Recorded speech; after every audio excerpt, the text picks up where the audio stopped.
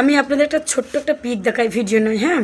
আশা করি পিকটা দিলে বুঝতে পারবেন যে কে কার পাশে দাঁড়িয়ে রয়েছে, এবং যার পাশে দাঁড়িয়ে রয়েছে তাকে নিয়ে এক সময় যিনি দাঁড়িয়ে রয়েছেন উনি কি মন্তব্য করেছিলেন ওনার হাজব্যান্ড। একটু দেখুন,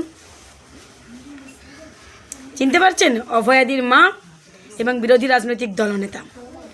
না না না না, এটা নিয়ে ভিডিও করতাম না ভিডিও, যদি না অভয়াদির বাবা শুভেন্দু অধিকারীর নামে এতগুলো কথা না বলতেন, যদি শুভেন্দু অধিকারীকে নিয়ে কোনো প্রশ্ন না পাবলিকের কাছে ছুঁড়ে দিতেন।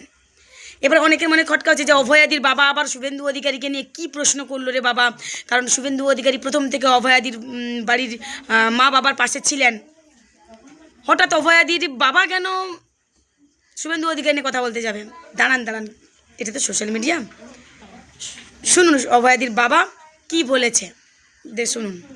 তো এখন অতটা শুভেন্দু অধিকারী একটা প্রস্তাব, সেটা প্রকাশ্যে বলবো না, প্রস্তাব দিয়েছিলেন, কিন্তু সেই প্রস্তাব আমরা অস্বীকার করেছি। সেই জন্য হয়তো উনি আর আমাদের সঙ্গে সেরকমভাবে যোগাযোগ আজকে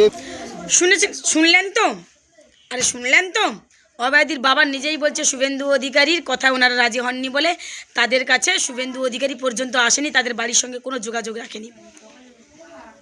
কি ছিল শুভেন্দু অধিকারীর প্ল্যানিং অভয়াদির বাবা আর মাকে নিয়ে?